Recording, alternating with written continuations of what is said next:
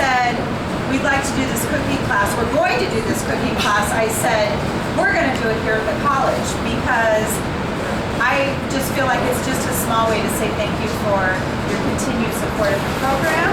And also, we want these kind of classes happening here at the college, right? This is where we're going. This is where we need to be. And the college is the educational hub of our community. And this kitchen should be full of geeky vegans.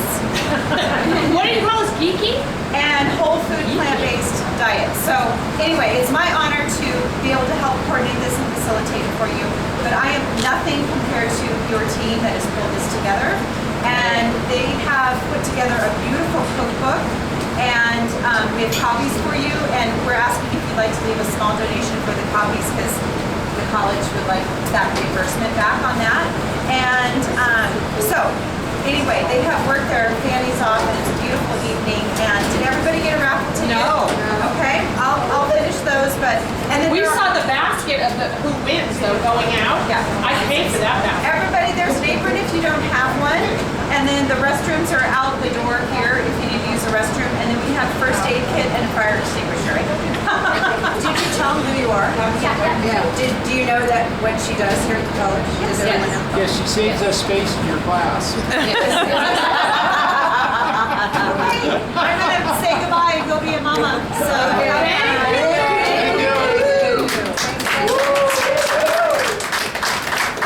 So a couple other just little quick announcements, and then we'll introduce the staff.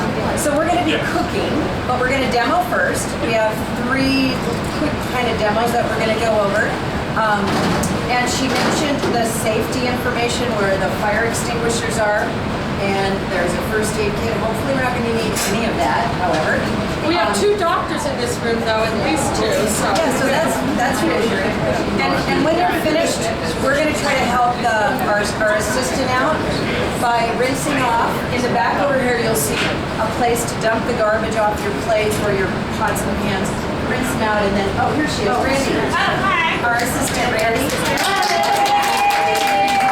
she is Superwoman. Yay! So if you're wondering where something is or how to do something, you can track her down or one of us down. I have one, Megan. If we're going to make a donation to the program for the repro, who do we make a check to? LTCC Connect? Yeah. Okay, perfect. That's all. Thank you. Okay, so for the team that put this together, Yvonne Larson. Many of you already know her. She was the principal at the high school. The high school looks like it does because of her and all of her grants that she's able to put it all together. And what many of you maybe don't know is that she's 70 pounds lighter. 75, I'm sorry. And all of her education. And she took up plant-based eating, and so from that, she decided to become certified through Forks Over Knives and Ruby. As did And when I heard she did it, I thought, I can do that. So Jean Bergner, who has been eating plant-based for 5 years, along with her husband. Yay! They all do some of the shopping for us tonight and cleaned up the kitchen. And so we're going to spend a few minutes talking about some tips for plant-based eating, some batch cooking, and then a couple of really interesting things that Jean's going to bring up, how you can actually saute without any oil, and I'm going to show you a few tools. So, ready? You're on. All right, we're going to start with batch cooking. How many of you are familiar with batch cooking, that term? No. Okay. Batch cooking is when you are preparing stuff kind of in batches in advance. So one way that people do batch cooking is they might spend 2 hours on a Saturday morning prepping a whole bunch of food, and then they're set up for the whole week, and then you're just putting things together. Another way, which is how I do it, is I'm always batch cooking. I'm always preparing something. So for right now, for example, I'm going to start with what I typically make on the weekend. I have half brown rice, half lentils, just measure out the amount, and I dump it in my rice cooker.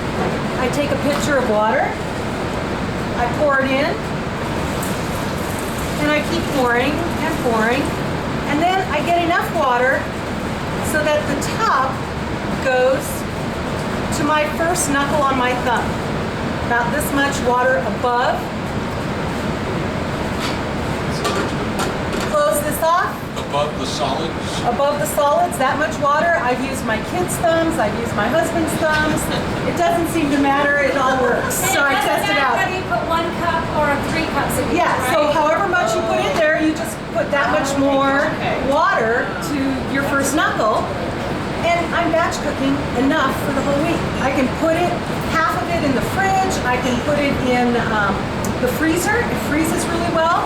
So there's only 2 of us, but if I'm gonna take something out and I'm gonna spend the time, this takes nothing and I'm set up for all kinds of recipes. So it becomes the base.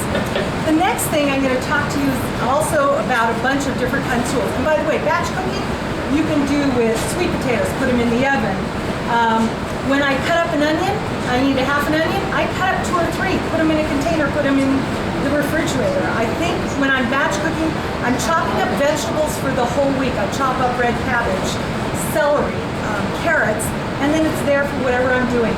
At the end of the week, I collect all the leftover stuff that I cooked, and I put it in a burrito, or I throw it all into some broth and make a soup, or I put it over rice, and frankly, I call it, it's garbage night. My husband loves garbage night. Put a little sauce and we're all good to go. We called it must go. Everything in the refrigerator is must go. Every must go is to do. So the next thing is one of my favorite tools, and the reason I'm bringing it out here is my Vitamix. Yes. So this is the Vitamix. This is what it came out with. This is the professional series, huge. Come to find out, it also comes with, let me head over here, the little mini version, which is much better for making sauces. Here's another tool that I use all the time. So when I'm measuring something out, and my favorite tools, my hands. So I use my hands a lot in my cooking. I did wash if you want. So I set my blender right on top here. I zero out the scale, and I measure out. These are soaked cashews. The last class, they don't have to be soaked. We just had a batch of soaked. And I measure out 2 ounces of cashews. This is one of the batch cooking. Ooh, I'm a little heavy there. There we go, perfect. In the last class I used them without having soaked. It works just fine. It's just a little quicker and easier on the blender. Now, how many of you are familiar with this tofu? This is shelf stable. This one's light. It comes in organic, comes in all kinds of different stuff. I buy it by the dozen at a time. You can buy them single.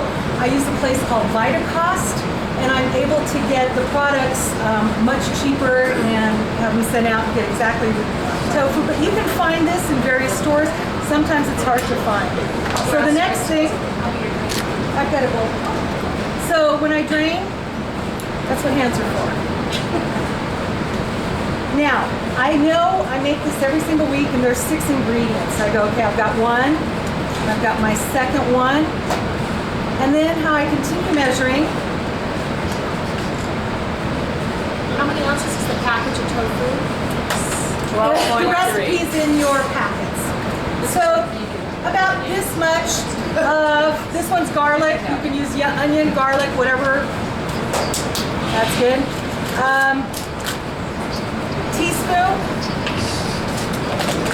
of Dijon. Does anyone know yet what I'm making? Yes, your mayo, cashew mayo. And I asked her, I go, can you cheat and use jarred lemon juice, or do you always use fresh?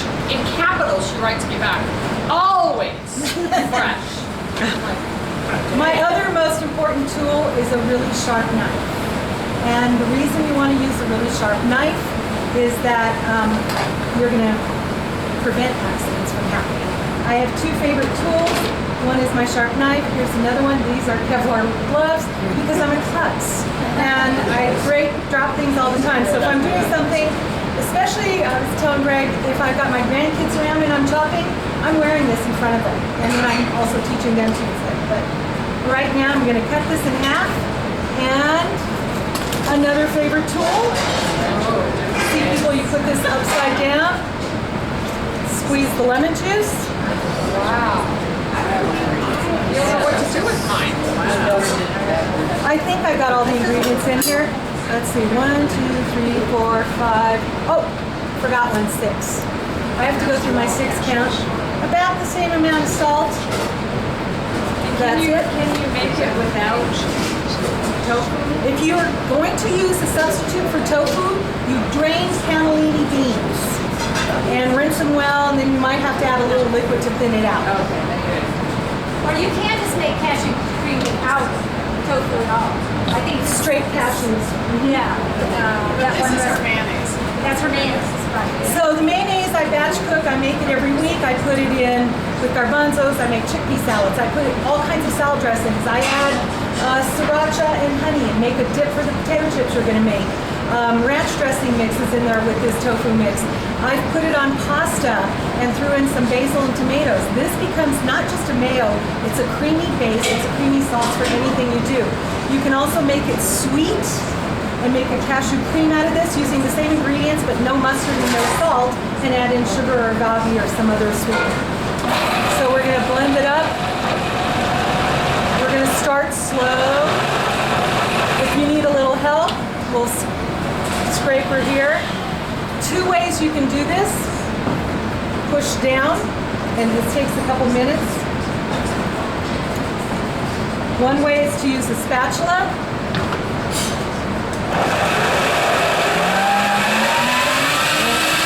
Or you use a tamper.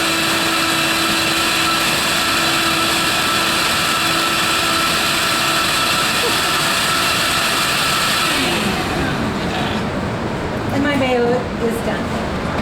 So I want to make it more sour cream. I add a little more lemon or a little vinegar, and I've got sour cream. So there's a whole bunch you can do. Even though there's a separate recipe for sour cream in there, you can use this for just about anything great taste sauce. Tools. Favorite tools that I have. In the kitchen again, this knife. Put away before I hurt myself. Strainers. Now for many of you, this, I have gone through all kinds of mandolins. This one is cheap. It's made by Xylus. It is my favorite. It locks like this. You can make it thin or thicker slices, and then you just slice away. Again, when I'm using this particular tool, I'm using my glove. Even with this, I managed to hurt myself. Next, I'm going to pass this around, is one of my favorite graters. So this particular little grater, it's a microplane. We have another bigger kind. Some of you may be familiar with this kind of microplane. And what's neat about this is you grate inside, catches everything, tip it this way, and it tells you 1 teaspoon, a tablespoon, and measures it out. So I'll grate my ginger, turmeric, whatever it is that I want in here, lemon zest, put it in. This is another favorite little tool. Some of you used it on the last. And you put garlic in here, it gets all the skin off before you use the other favorite tool, which is a garlic press. You see people cutting and everything else, but June will talk a little bit about how the garlic press is a wonderful thing. 2 scoops, little muffins, big muffins, whatever it is I'm measuring out, makes it real consistent. Also while I'm batch cooking, this is what you're gonna see me do all the time. Put in nuts and water. And so what I do with the nuts and water, you saw I make a mayo out of it. This is what it looks like after it's soaked for a day. A little murky. I rinse it out. And when I rinse it out, it drains off all this liquid. But you can see when this is kind of done, if you like a really pure white almond milk, and I make my own almond milk, you can pull off one by one. Not worth the effort. I don't mind my almond milk having just a hint of tan color to it, but it's really comes out real white. So I drain this out. I can keep this in the fridge. Same here, drain it out. So I soak these cashews. The reason we soak the cashews, it makes it a lot easier to blend and to put into sauces. After it's rinsed and drained, so the following morning you're going to rinse and drain it, you can keep it in the fridge for several days. You can even put it in the freezer and use it right out of the freezer.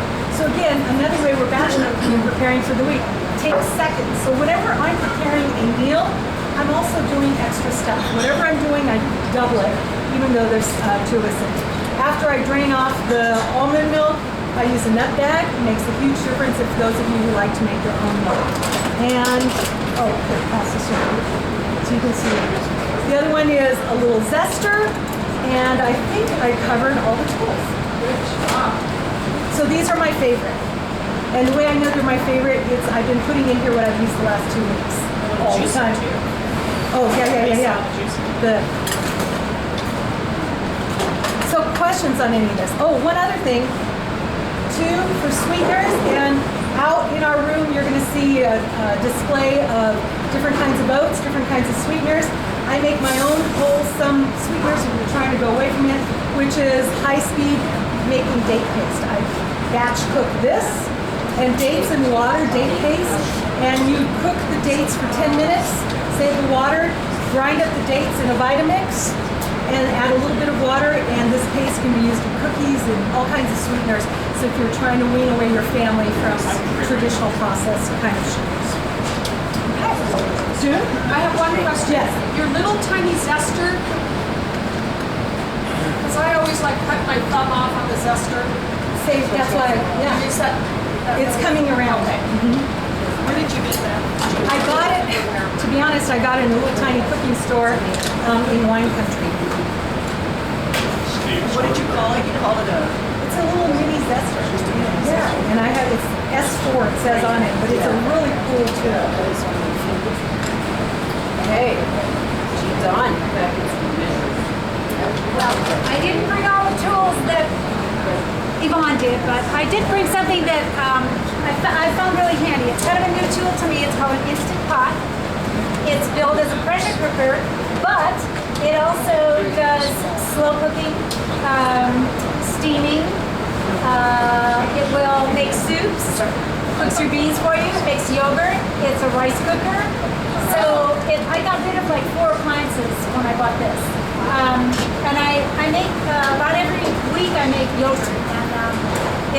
And I make it in these glass jars. I can make 4 pints of yogurt in here.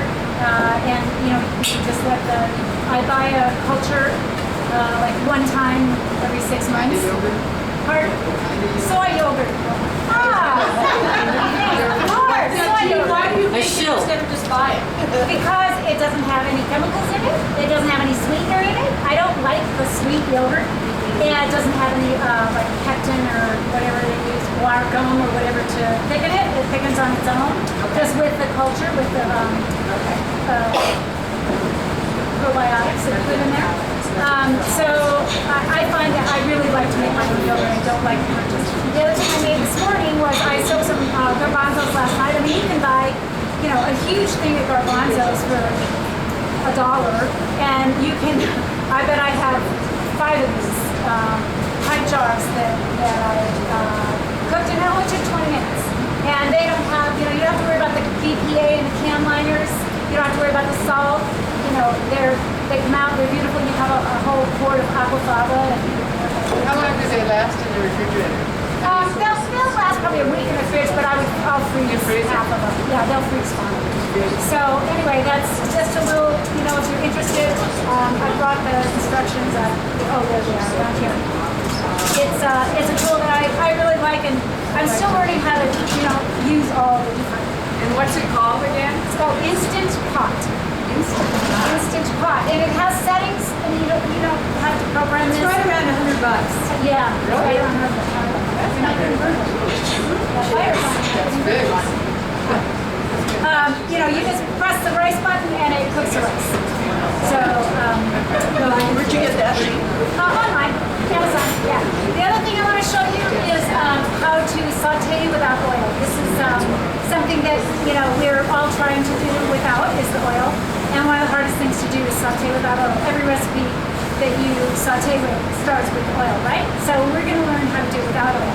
Some of your vegan recipes or no oil recipes will say line a pan with water or broth. And I'm telling you, don't do that. Start with a dry pan. So I brought my $20 Costco stainless steel pan. This method really only does work on stainless steel. So if you like and use non-stick pans, great. I prefer not to use the Teflon that scratches and rubs off. But Yvonne has some. She told me. She has some good ones. They cannot do it. So you put your dry pan on a hot fire. You might want to come a little closer.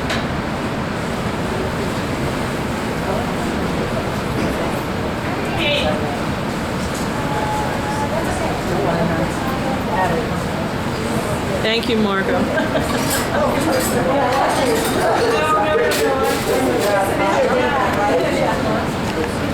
how do you tell when your pan is hot enough? Sizzle. Well, yes and no. So a pan is not, as a pan is heating up, the molecules heat up, they start moving around, and the pores of the pan open and close. And you want to wait until the pores are all closed up. Because if it's not hot enough, the pores will open and grab your food, and then when you try and move it around, it'll stick, right? So wait until it's hot enough to put about 8 teaspoons of water in the pan. This is the hot before. And it's supposed to form a mercury ball that will go around the pan in one flow. And this is not quite hot enough.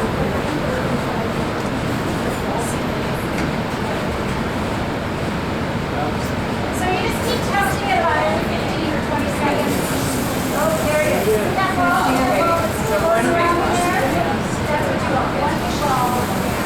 That goes around. When it starts going splitting like that and getting a little balls, it's a little bit too hot. So I'll turn it down. And then I'm going to sort of my own.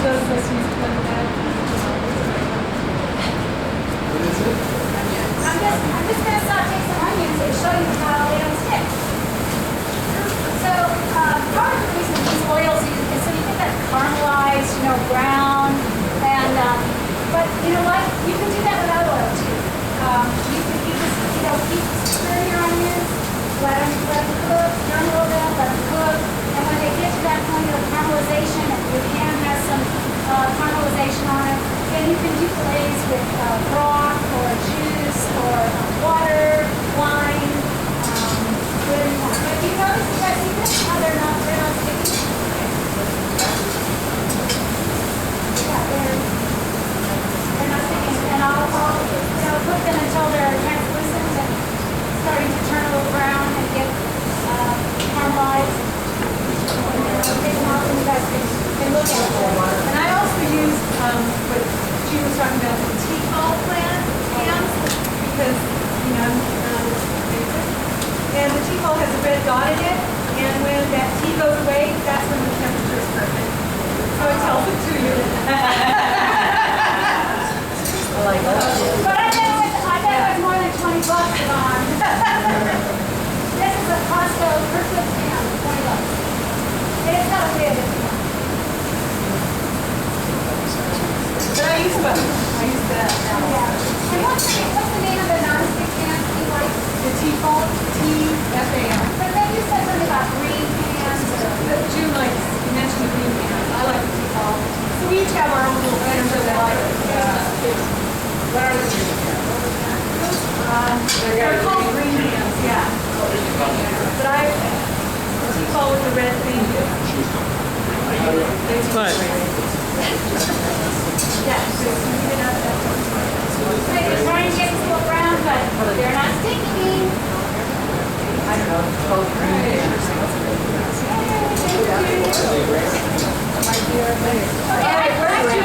June, I can keep stirring it while you Okay, go. all right. So just a couple other things, and over we're here. gonna let you guys loose in the kitchen. We're sort of trying to cram everything in. You don't have to buy all this equipment, but we wanted to expose you to it. But the one piece of equipment that you always need is a good knife and a good chopping block. And as you'll see at your stations, we also have a non-skid mat underneath. And I use that whether it's a towel underneath or whether it's a non-skid pad. I always use that at home. And never do you find you're rocking. So when I've taught these culinary classes, what I found is people pick up a steak knife and then they just start chopping wildly. And if you just do a couple of things with your knife, holding it correctly, once you learn, I think, how to cut, it makes this so much more fun. This whole plant-based, because there's a lot of vegetables involved, and figuring that out. So these are my two favorites. I like the Santoku knife. This is one I feel like I have a lot of control with, and I also use the chef's knife, the French knife. So first of all, how you hold it. So between your fingers, holding it firmly, so you have a grasp on it, and then grabbing around it. So it's not going to be moving around much. See that? The other thing is, when you're cutting fruits and vegetables, they're round, right? So they roll all over the place. You want to eliminate that part of it. So you want to actually cut a flat surface and then use that flat surface, place the flat surface down so it's not rolling anymore. So whether it's an onion and you're cutting it in half, you're placing it down, right? Or a carrot or a bell pepper, right? Yeah? Yeah. Okay. The other thing is you're going to have much more control if you keep the blade of the knife always on the chopping block and you rock it. Okay? Make sense? Yeah. Instead of chopping from this motion.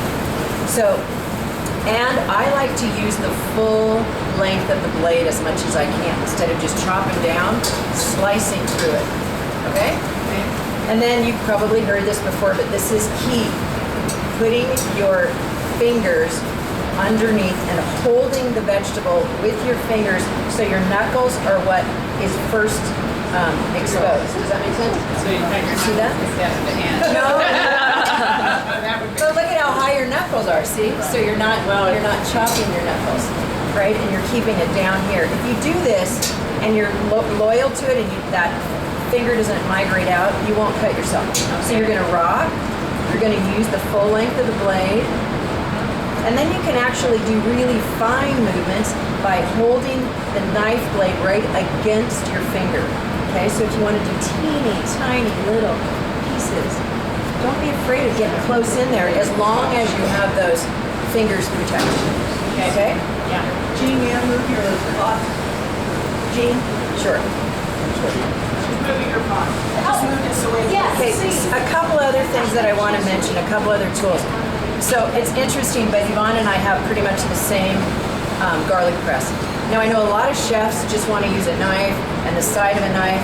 If you want to get the full benefit, both medically, physiologically, and from a taste standpoint, you want to crush the cells of the garlic. And you crush the cells by doing this, not just by chopping it into pieces.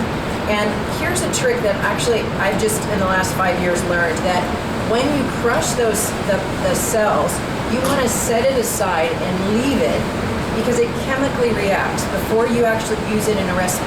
So if you're looking at your recipes and you go, oh, there's garlic in the recipe, the first thing I want to do is press the garlic, set it aside and give it 10 minutes to do its chemical thing, because there are properties in foods, and one of the superfoods is in fact garlic. I mean, it's an anti-cancer, it's anti-inflammatory, but you're not going to get all the benefit you could unless you are using a press and you're setting it aside. Okay?